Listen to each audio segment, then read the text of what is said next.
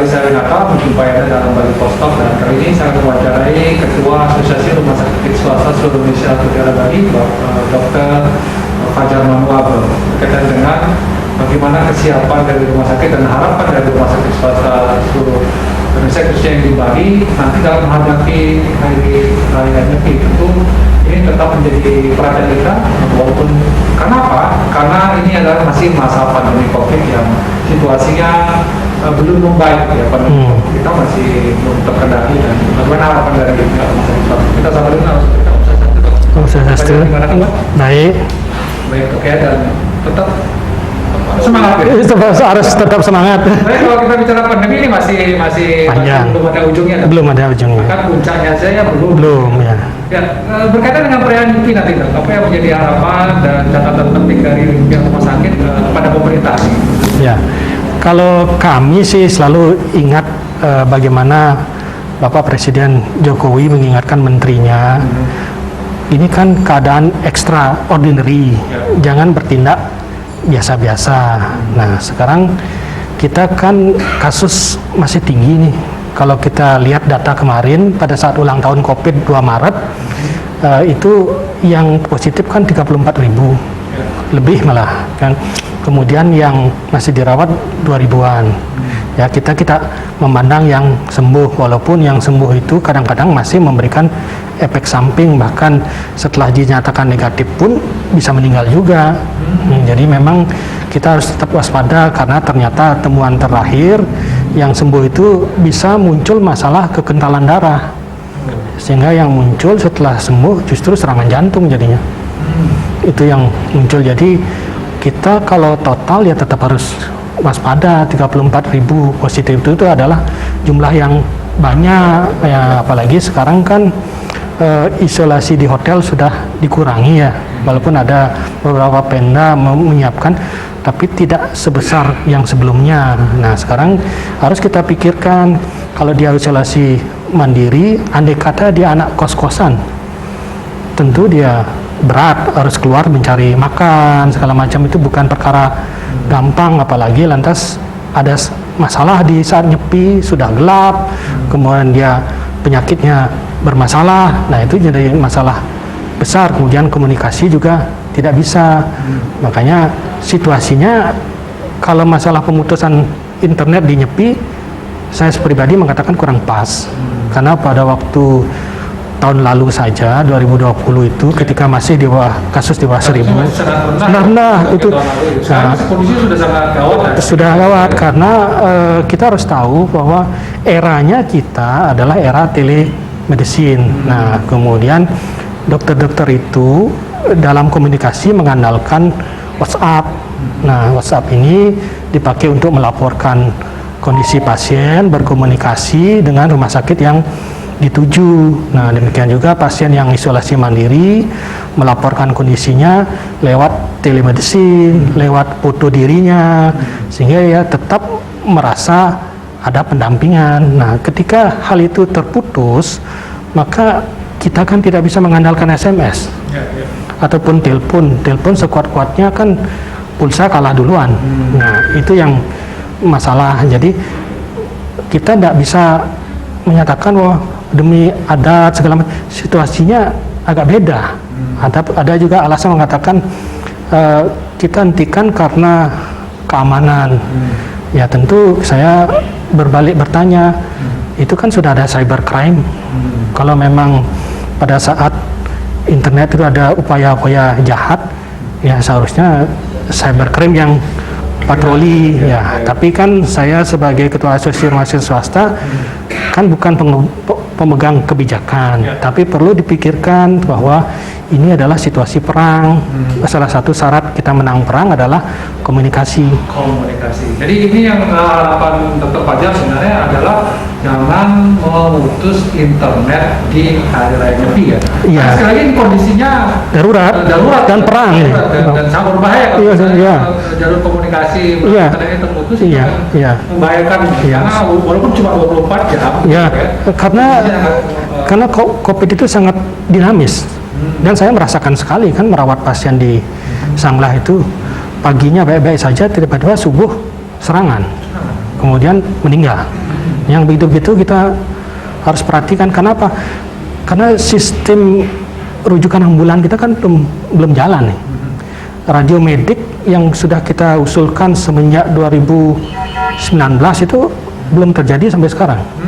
Jadi andalannya akhirnya hanya komunikasi internet jadinya. Nah, kalau itu misalnya terjadi pemutusan, ya kalau di rumah sakit saja rencananya boleh, bagaimana dengan masyarakat? Bagaimana dengan dokter yang tidak jaga di rumah sakit kalau dikonsulin bila paket datanya dihentikan? Nah itu. Jadi sekali lagi ini bukan hanya kepentingan di rumah sakit saya dok, ya, juga di masyarakat. Di masyarakat. Karena apalagi sekarang banyak yang OTG dok ya. OTG kan di rumah kan sekarang. OTG isolasi di rumah. Iya. Yang kondisinya tidak aman sebenarnya kalau mereka ini dok. Jadi perlu ketika terjadi sesuatu harus cepat gitu. Tentu karena kan OTG itu tidak bergejala pada hari itu kan. Besoknya kan kita tidak tahu kan. Nah makanya kalau kondisinya betul memang internet direncanakan diputus bagi masyarakat yang punya lansia, punya penyakit kronis, mesti mempersiapkan diri, atau apalagi sudah terdiagnosa OTG, jadi kita mesti kontrol dulu ke dokter gitu. Kita ini kok mati. Tadi internet gitu ya, yang memang diharapkan jadi tegas ya, tapi berharapnya supaya jangan diputus lah, karena sekali lagi ini kondisinya masih sangat darurat. Ya. Tapi ada juga wacana ada nyepi 3 hari.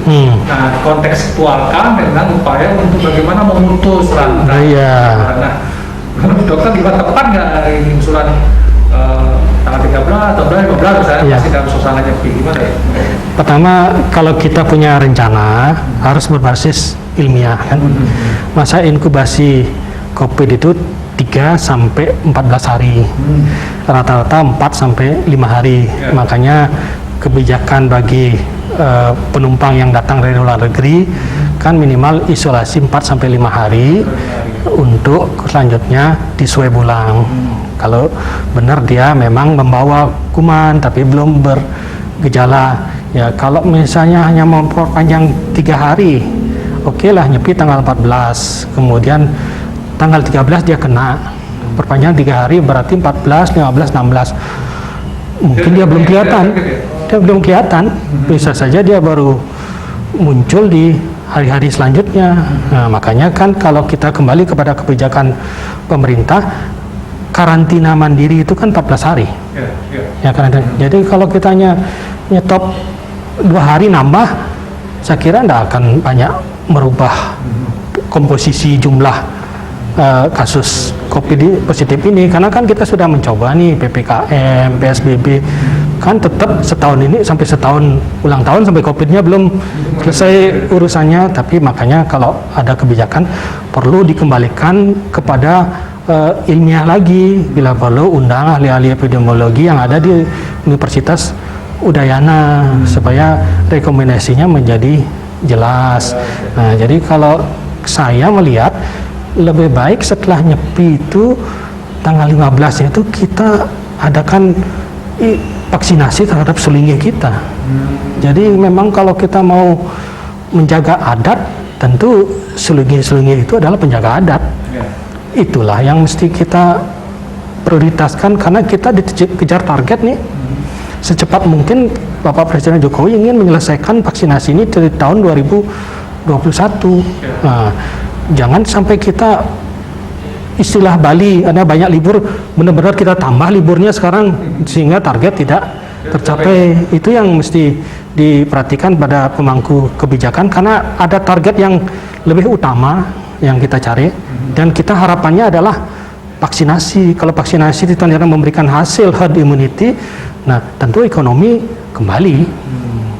Jadi itu yang dipertimbangkan ya, tidak efektif secara ilmiah, kemudian secara bagaimana juga upaya-upaya ini jangan sampai kemudian memberikan kita justru tertunda vaksinasinya. Jadi karena kita dikejar target, jadi memang harus dipertimbangkan betul-betul. nyepi juga masih berkaitan nyepi. Nah, bagaimana tanggapan dokter ketika ini kan kalau nyepi kan biasanya banyak ya, ada melasti, ya, ada berbagai ritual gitu. Iya. Apa yang dokter ingin sampaikan kepada masyarakat? Iya, Itu khususnya iya. dalam nyepi ini apa yang dilakukan? Apakah menahan diri ya, Iya, sampai iya. kemudian apa namanya terlibat aktif dalam apa namanya Iya. kegiatan-kegiatan adat? Ya, saya kira situasinya sudah lainnya. Ya. Jadi kan kita sudah melihat kan bagaimana ngaben itu justru diusung mobil, walaupun itu jadi viral, ya menjadi catatan lah bahwa sekarang kita tidak perlu berrame-rame karena hubungan dengan Tuhan itu adalah tanggung jawab pribadi. Ya. Jadi jangan sampai istilah kembalinya ketebennya terlalu banyak, jumlah tidak menentukan. Jadi jaga diri, batasi berkumpul, itu yang paling penting. Berkumpul termasuk Iya. melaksanakan Ritual, ya. Ini kan Iya. bisa rame-rame. Iya. Ya di 2020 juga kita alami gitu ya. Tapi waktu itu kan kasus masih sangat Kasus rendah, tinggi, ya, ya. Catatan penting kita lah di tahun 2021 ini kasus masih sangat tinggi, yang dirawat juga sangat banyak. Rumah Iya. sakit juga sudah mulai Kewalahan, ya. Betul harus menjadi perhatian kita. Ya, ya. Di nyepi kali ini harus betul-betul kita menahan Di menang diri, Gitu ya. karena kita anggap nyepi sekarang itu nyepi dalam suasana perang. Kalau tahun lalu kan perangnya masih kecil-kecilan nih. Sekarang Perang besar, ya. perang besar nih. Ini yang harus jadi catatan kita. Karena biasa akan misalkan Bali kan agak susah juga. Yang kata-kata kutip Mogoyo ini kan. Iya, iya. Kamu lihat begitu ya? Ya masih ya, karena beberapa nakes kami juga pulang kampung mengatakan oh di sini tidak ada COVID, ya belum tentu kan, belum tentu. Kita tidak tahu besok lagi seminggu lagi sebulan kan tidak tahu. Ya, gitu yang menjadi perhatian. Baik, dok, sudah ada di ujung akhir diskusi kita di Bali Talk ini. Mungkin mau pertanyaan lagi dok tadi tentang nyepi ini apa yang mesti dilakukan oleh pemerintah.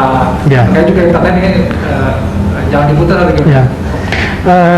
Sekarang kita sudah tidak bisa mundur lagi ya, mungkir tentang internet ini karena memang kita di era komunikasi ya. Nah, komunikasi itu kalau kita menyatakan COVID ini adalah pandemi, artinya pemerintah menyatakan COVID ini adalah perang.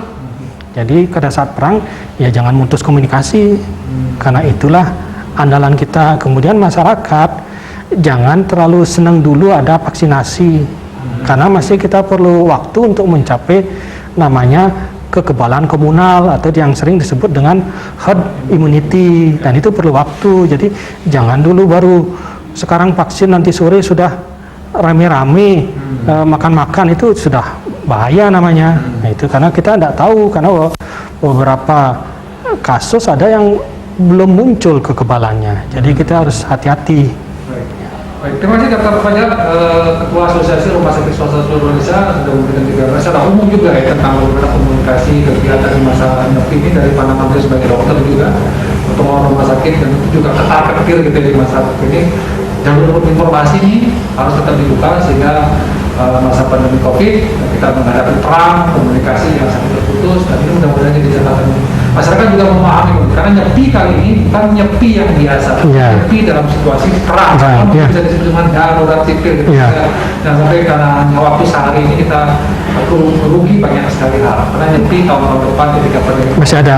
masih banyak dong ya. Masih ada. Masih ada 10 tahun bahkan 1000 tahun ke depan kita bisa nyepi dan lebih Tenang. lebih aman, lebih sesuai dengan tradisi dan adat. Ya. Demikian dari Postalk ini saya ucapkan terima kasih atas perhatian Anda. Saya itu dengan Pak Santi. Om Santi. Terima kasih. Ya.